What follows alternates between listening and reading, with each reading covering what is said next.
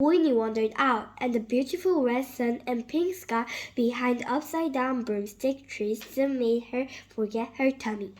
Absolutely blooming beautiful, sighed Winnie. Oh, did I hear something? Toot twit!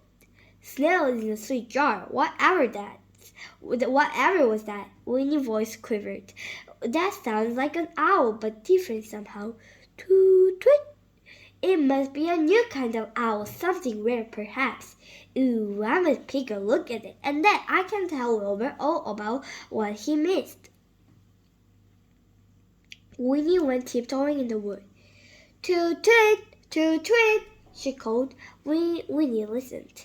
There was no sound except for the buzzing of evening midges. Has it flown away? Winnie tried again. Toot twit, toot twit, toot twit, and this time, toot twit, came a reply. Oh, went Winnie. She could hardly believe it.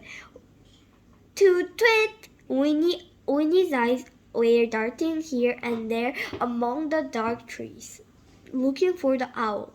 Toot twit! She called. Toot twit! Where are you, Owlie? Whispered Winnie. Her hands clasped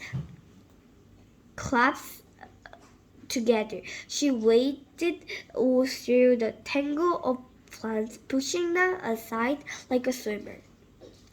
Toot twit, and bump!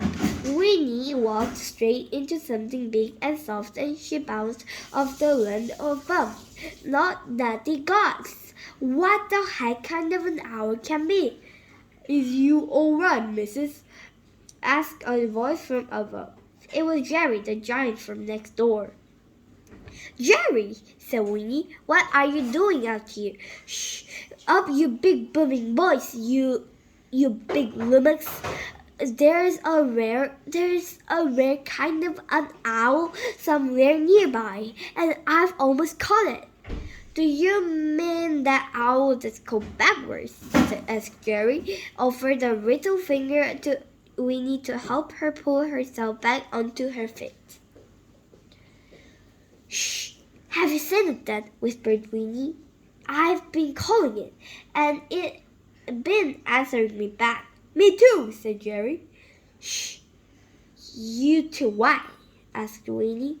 I've been calling Toot Twit, and the owl is been calling me back, and Toot Twit? You mean, oh! Winnie thumped Jerry hard. Oop! That was the owl. That wasn't the owl. That was me calling back. You great steaming great noodle.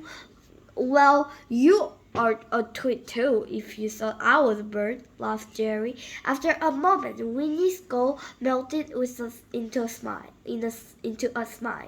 We could try being bird if you like, she said. Do you fancy flying, Jerry? Before Jerry could say a thing, Winnie waved her wand. Avada-kedavra! Next instant, Winnie and Jerry felt something hanging from their shoulders. They shrugged and found that the heavy something opened and closed behind them, pushing them forwards. Wings, rear wings, said Jerry. He flip-flopped and lounged to tiptoe. Then he saw his heart burst lift off the ground. I'm flipping while flying, missus. I'm flittering and fluttering like a blooming butterfly. Jerry's wings were beautifully patterned, but butterflies don't usually wave train tongues and kick and punch the air as they fly. Winnie was up in the sky too. Her wings were black tatty bat wings, like old umbrellas. Up went Winnie. Whee! I can't loop the roof. I can fly upside down.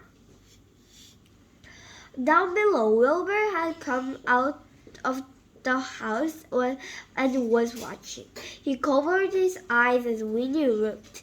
He wound a paw claw around his head to show that he thought she was looped as her loop. But Winnie was enjoying herself. Look at me! I'm going to land in a tree. But Jerry got to the tree first. Crump! He landed on a branch, and Scruff in the covered his eyes last this time. This was second of quiet. Then, crash! Scruff covering his ears as the bench, and Jerry the butterfly landed on the ground. Oh, said Jerry. Ouch, said Jerry, rubbing his bottom. A very cross, very ordinary owl rose up from the tree. Tweet, toot, he called. Twit yourself, said Winnie, coming down to land. All the fresh airs to give me an appetite. Do you want it? I fancy. Wilbur shook his head. What? Said Jerry. I fancy anything at all as long as it doesn't taste of caterpillar, said Winnie. Would you like some jars of caterpillar jam, Jerry? But your bet, and it will be nice cup of pot of tea. I've got some pot of stuff going to free if you'd like it. I think Wilbur and I are going to open a nice tin of treats. Purr, went Wilbur, and he licked his lips.